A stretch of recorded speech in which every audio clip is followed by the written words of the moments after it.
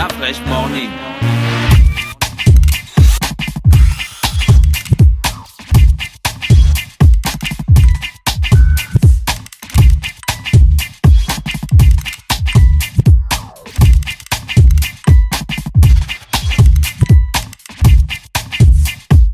Urban FM 104.5, la station urbaine. Vous écoutez Urban FM 104.5, la station urbaine. Urban FM, première radio chez les jeunes.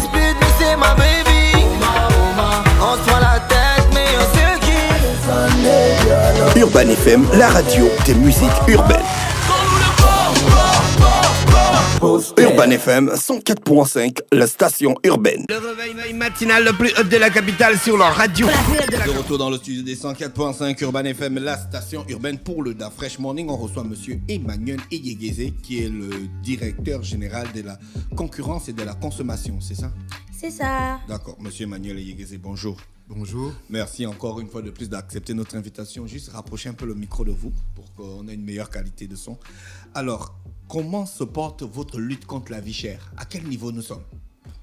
Bon, la lutte contre la vie chère concerne plusieurs volets. Oui. Bon, le volet qui concerne particulièrement la DGCC aujourd'hui était le suivi de la mise en œuvre de la mercuriale adoptée par le gouvernement en octobre et qui bloquait les prix des 167 produits de consommation courante. Donc nous étions partis pour une première période de 6 mois. Donc cette mercuriale devait prendre fin mars. Oui. Nous sommes arrivés à terme, donc il y a eu une phase d'évaluation de la mise en œuvre de cette mercuriale. Maintenant, nous avons fait des nouvelles propositions au gouvernement pour voir comment on pouvait continuer dans ce sens. Mais au-delà de ça, le gouvernement agit aussi sur plusieurs aspects pour lutter contre la vie chère. Cela peut passer par des soutiens directs aux revenus, on augmente vos revenus, des soutiens directs aux revenus, c'est-à-dire le gouvernement prend en charge certaines de vos dépenses, par exemple la CNAMGS, et ça passe aussi par une augmentation de l'offre. Parce que si les prix sont élevés, c'est certainement parce que la demande est plus forte que l'offre. Et cela passe aussi par une meilleure régulation de la concurrence. Il faut que la concurrence puisse véritablement jouer. C'est grâce à la concurrence que les consommateurs auront des produits de meilleure qualité, de meilleur prix. Donc, la lutte contre la vie chère, c'est un ensemble de politiques, ce n'est pas seulement une seule politique. Vous avez fait le bilan, puisque vous êtes arrivé au terme de votre, on appelle ça comment, vos déploiements. Qu'en ressort-il de ce bilan? Bon, il ressort que les prix, le gouvernement a réussi à bloquer les prix. Des prix des 167 produits. 167 produits de consommation courante. Les produits alimentaires, généralement importés. Les cuisses, les dindes, le riz, l'huile, les produits consommés par le plus grand nombre des Gabonais. C'est ça, les produits de consommation courante. Au départ, il y avait 167. Et le gouvernement a pu bloquer ces prix en renonçant aux droits de douane, en renonçant à la TVA. Donc, sur une période de 6 mois, il y a une première évaluation qui a été faite. Je crois que le coût de la mesure tourne autour de 14 milliards pour une première période de 6 mois. Bon, mais on n'a pas tout évalué. Nous sommes en train d'affiner les données, mais de façon doute comme ça, on peut dire qu'on tourne autour de 13, 14 milliards. Ça peut être plus, parce qu'on n'a pas encore véritablement tout affiné. Et les prix ont été bloqués parce que si vous prenez la tendance à l'international, les prix de ces produits ont augmenté. Donc, si le gouvernement n'avait pas réagi, ces produits auraient coûté plus cher pour les ménages gabonais. Or, donc, vous voyez, le gouvernement a réussi à bloquer ces prix. Est-ce que vous avez une preuve concrète, un exemple concret d'un produit qui a augmenté à l'international et qui est resté stable au Gabon? Le riz. L'exemple concret, c'est le riz. Si vous prenez l'évolution des prix du riz à l'international, ces prix ont considérablement augmenté. Mais quand vous restez sur le marché domestique, les prix sont restés stables. Et le riz est un produit de grande consommation. Beaucoup de ménages aujourd'hui consomment le riz. Vous êtes sûr que le paquet de riz, le sac le de kilo. Le kilo de riz n'a pas augmenté? Non, il a été bloqué pendant la période de 6 mois, il n'a pas augmenté. La période de 6 mois va terminer, donc il va augmenter? C'est ce que je vous dis, nous avons fait le bilan et nous tenons compte aussi de l'évolution de ces produits au niveau des marchés internationaux. Donc il y a des propositions qui ont été faites au gouvernement. D'abord, pour s'assurer que les produits qui sont subventionnés sont les produits qui sont consommés par les ménages que nous visons. C'est-à-dire les ménages qui ont un revenu faible ou un revenu moyen, pas forcément les ménages qui ont des grands revenus. Parce que l'État n'est pas là pour subventionner ceux qui ont des grands revenus. C'est plutôt pour subventionner les revenus moyens. Donc, on va peut-être, je dis bien peut-être, essayer de revoir la liste pour la mener à la proportion qui concerne ces ménages. Mais au-delà de là, il y a d'autres actions qui doivent être lancées. Donc concrètement, vous partez chez un commerçant, vous lui dites qu'on va vous retirer la TVA sur tel produit et vous devez garder le prix du produit. C'est ce que vous faites? Oui. Est-ce que vous avez un contrôle au quotidien pour observer cela? Parlant de ça, c'est la question que je m'apprêtais à poser. Pour être sûr que les prix ont été bloqués et que les commerçants ont respecté ces tarifs, monsieur le directeur, combien de commerçants ont été exactement contrôlés? Et dans les commerçants contrôlés, combien, selon vos statistiques, respectent la mesure de blocage de prix aujourd'hui au Gabon? Pour que ça ne passe pas comme un effet d'annonce, il faut qu'on ait des éléments concrets. Il y a eu une première phase de sensibilisation. Donc, il y a eu une grille. C'est une grille qui a été validée avec les produits et les prix. Le prix du gros et le prix des détails.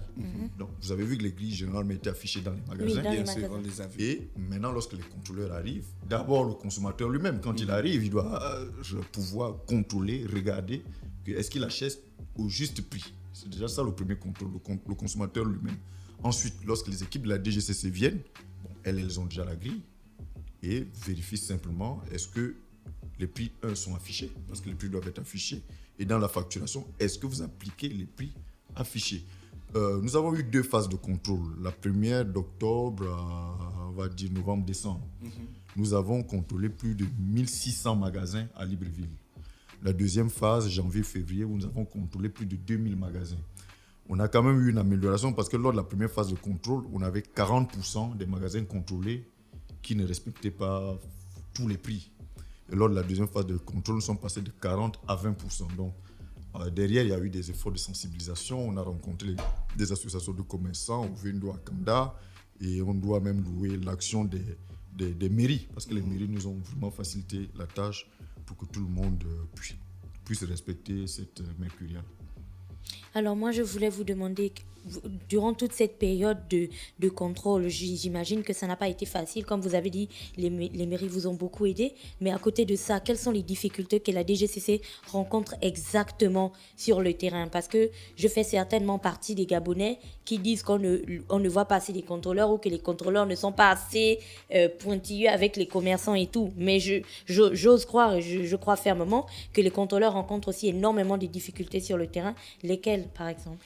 La difficulté première, c'est déjà de couvrir l'ensemble de Libreville au Vendo à Kanda en même temps. Parce que quand vous êtes dans une partie de la ville, dans l'autre partie, on n'y est pas. Et il peut se passer des choses. Et généralement, au numéro 80-85, on nous appelle pour nous signaler que dans telle partie de la ville, il y a des commerçants qui ne respectent pas les prix. Maintenant, lorsque les équipes se déplacent, retrouver le commerçant, ce n'est pas souvent évident parce qu'il faut parfois aller au fin fond des quartiers et ce n'est pas toujours évident. C'est une difficulté et parfois lorsque les équipes arrivent, il a le prix affiché et il dit « je ne reconnais pas ce qui a été dit ». Donc, il y a ces difficultés, mais nous sensibilisons et nous travaillons beaucoup avec des associations de commerçants. Donc, quand vous voyez la tendance, ça s'améliore. Je suis convaincu que si la mesure est prolongée, le taux de commerçants qui respectent la mercuriale va forcément... La zone de déploiement de la DGCC, c'est seulement à Libreville. À l'intérieur du pays, la situation est difficile avec le transport des produits qui devient un peu compliqué avec l'état de la route. Les commerçants sont obligés souvent d'ajouter un peu de prix dessus. Est-ce que vous contrôlez aussi Oui, au niveau de l'intérieur du pays, nous avons fait des grilles pour les capitales provinciales. D'accord. Et là aussi, nous nous sommes entendus avec les commerçants et les contrôleurs dans chaque capitale provinciale passent voir si les prix sont effectivement respectés. Mais il n'y a pas que l'alimentation, parce que lorsque vous reprenez la structuration de la consommation des ménages au Gabon, vous avez 33%, c'est l'alimentation, 20% au moins, c'est le loyer. Et vous avez le transport qui vous prend entre 10 et 15%. Quand vous additionnez ces 3 rubriques, vous avez pratiquement 70% du revenu moyen. Donc la lutte contre la vie chère doit s'étendre sur ces domaines, l'alimentation, le loyer, le transport. Et quelle observation vous faites du loyer? Le loyer aujourd'hui, l'observation, comme je le disais la dernière fois, le bailleur et le propriétaire ont l'obligation de faire viser le contrat au niveau de la Direction générale de la concurrence et de la consommation. Lorsque nous prenons les statistiques, à ce jour, nous avons à peine 2000 contrats qui sont déposés à la DGCC, ce qui est insuffisant lorsqu'on connaît quand même le taux de location au Gabon. Oui. Donc, c'est insuffisant. Il y a eu une opération de contrôle qui a commencé, puisque c'est dans nos missions quotidiennes d'aller contrôler. Donc, on a ciblé des zones, on a ciblé un type d'habitation. Donc, nous commençons le contrôle parce que le loyer est réglementé. Le loyer est réglementé. Le prix du loyer ne doit pas dépasser 1% de la valeur. D'accord. 1%. Donc, si vous avez construit un logement, vous devez l'amortir en 100 mois. Donc, le prix, c'est 1%. Or, aujourd'hui, qu'est-ce qui se passe? Les prix sont fixés sans normes. Oui. Chacun fixe son prix. Les prix sont révisés à n'importe quel moment, alors que le prix doit être révisé tous les 2 ans. Mais il y en a qui révisent les prix après 6 mois, après 3 mois, qui menacent les locataires de les sortir. Or, tout cela doit être réglementé par un contrat qui vous protège, qui protège le locataire. D'accord. La campagne de régularisation des baux, donc que vous allez lancer avec les différents ménages. Qu'ils vont lancer une campagne. Vous allez lancer une campagne. Nous avons Le directeur commencé, en a parlé, nous ils avons l'ont commencé, lancé. nous avons commencé des contrôles sur un certain type de loyer. D'accord. Donc cette campagne-là, c'est ce que je voulais demander, concerne quel type de loyer exactement? Et est-ce que ça va s'étendre aux petits locataires qui paient 150 000, 200 000 et tout ça? D'accord, donc toi, payer 150 000, Oui, c'est bien un petit sûr. Non, locataire. un locataire qui loue par exemple dans un immeuble, tu vois, qui paye 1 million, qui paye 800 000, c'est évident que tu es une entreprise. Bon, maintenant les petits locataires qui sont dans les quartiers, tu vois, là c'est un petit peu plus difficile à contrôler, d'où l'expression petit locataire. Mais c'est beaucoup pour lui, ça représente 33%. Normalement, nous devons contrôler jusqu'aux petits locataires, comme vous l'appelez, mais moi j'appellerais locataire tout court. Bon. Pour l'efficacité de notre travail, effectivement, nous avons commencé par les immeubles, parce que c'est plus facile, on se présente, on sait qu'il y a des locataires et on demande s'il y a des contrats, s'il y a des baux. Après cette opération, nous allons l'étendre aux autres domiciles pour s'assurer que le Gabonais ne paye pas trop cher son loyer. Mais je dois vous avouer que c'est une opération qui devrait prendre du temps. Monsieur le directeur, 33% du revenu des ménages consacré à l'alimentation. Est-ce qu'aujourd'hui on peut affirmer que c'est vrai qu'il y a la campagne contre la vie chère, mais on espère ramener ce chiffre-là à plus bas que ça? Est-ce que c'est ça l'objectif de la DGCC? C'est même pas l'objectif de la DGCC, c'est tout l'objectif du président de la République, chef de l'État, Ali Bongo Ondimba. Lorsqu'on lance des programmes d'envergure dans le domaine agricole comme graines et des autres, c'est pour augmenter la capacité productive de l'économie dans le domaine de l'alimentation. Si nous produisons nous-mêmes ici, il est clair que les prix seront plus bas. Et il est clair que la part de l'alimentation dans le budget des ménages va baisser. Moi, je vais vous prendre un exemple concret. On importait les bouteilles d'huile à 1300, 1400, 1500. Aujourd'hui, Olam, grâce à son programme agricole, met sur le marché, des huiles à 1000 francs et des huiles de qualité.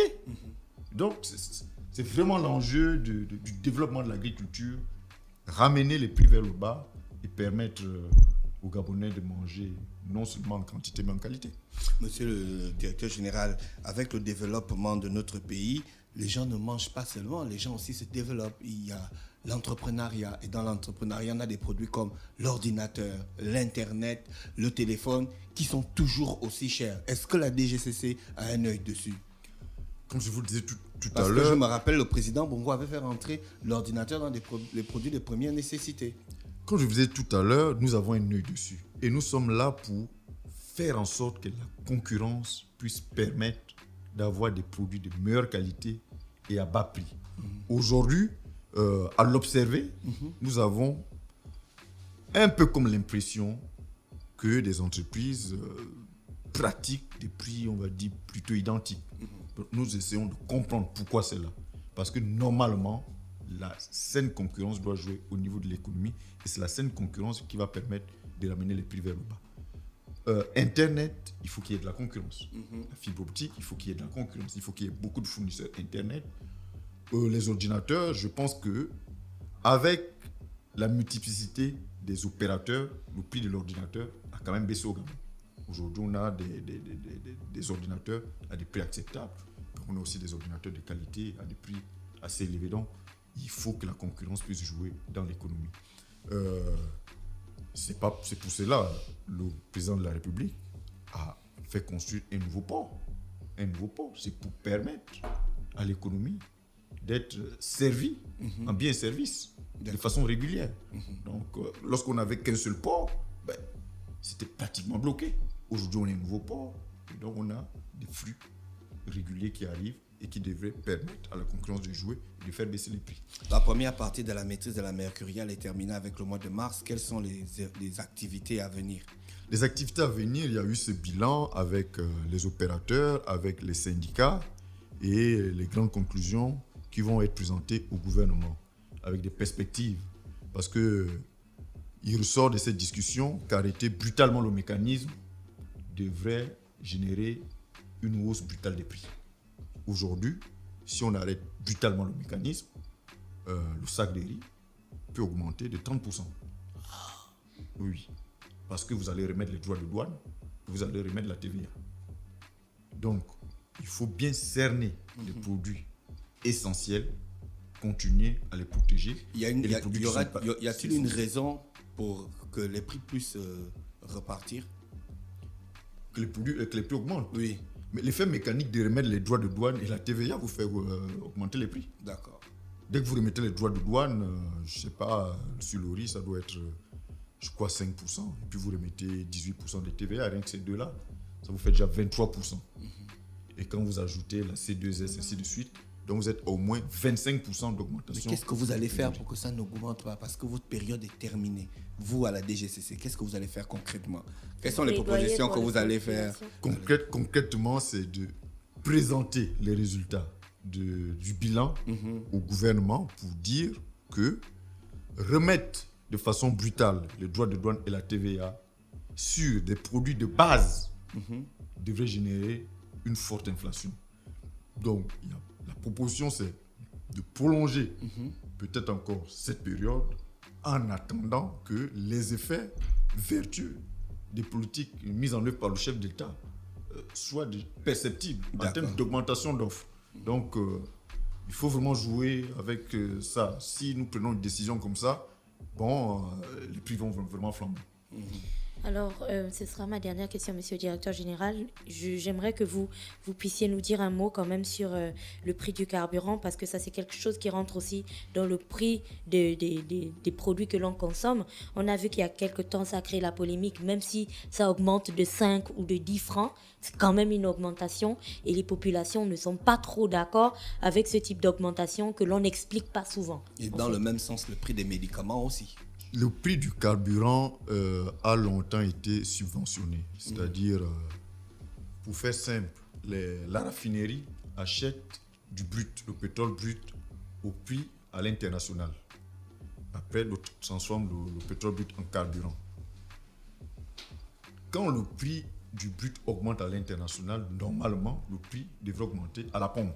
Le gouvernement avait décidé, pour des raisons sociales, de bloquer ces prix pendant une belle durée.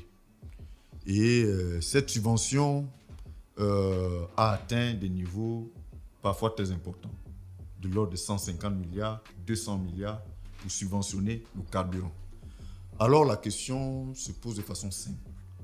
Les 200 milliards que le gouvernement paye, ou 150 milliards que le gouvernement paye par an pour subventionner le carburant, est-ce que ça profite à l'ensemble des populations? Est-ce que ça profite aux plus faibles? Qui profite de la subvention du carburant? Il y a eu une étude qui a démontré que ce sont généralement les riches. Parce qu'ils ont des voitures qui consomment le plus. Ce sont eux qui les utilisent le plus. Donc la subvention profitait aux riches, plus qu'aux nécessiteux. Donc il y a une décision qui a été prise de faire jouer le mécanisme de fluctuation des prix en fonction des cours internationaux. Donc c'est cette décision que le gouvernement a pris cette décision.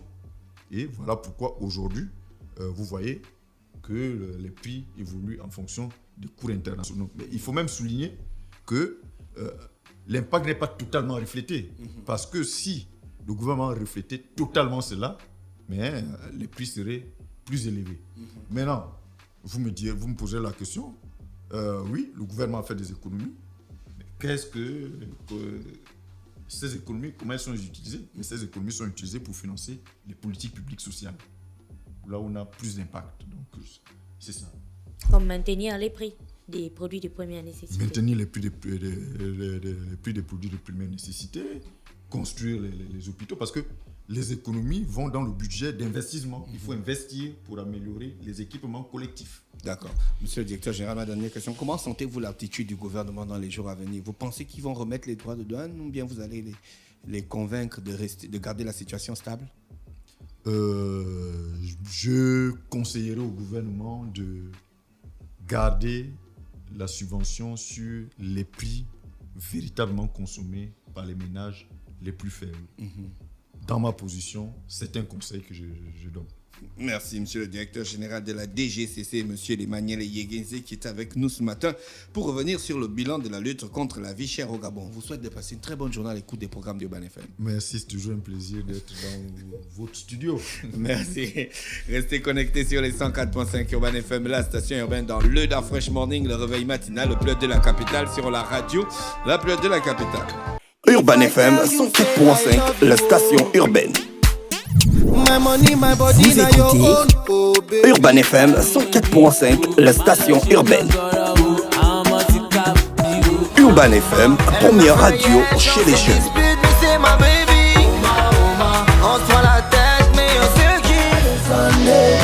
Urban FM, la radio des musiques urbaines. Urban FM 104.5, la station urbaine.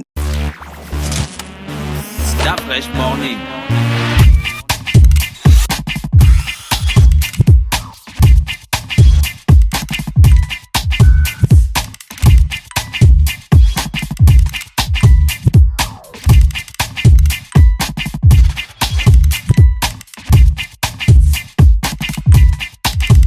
UrbanFM.fm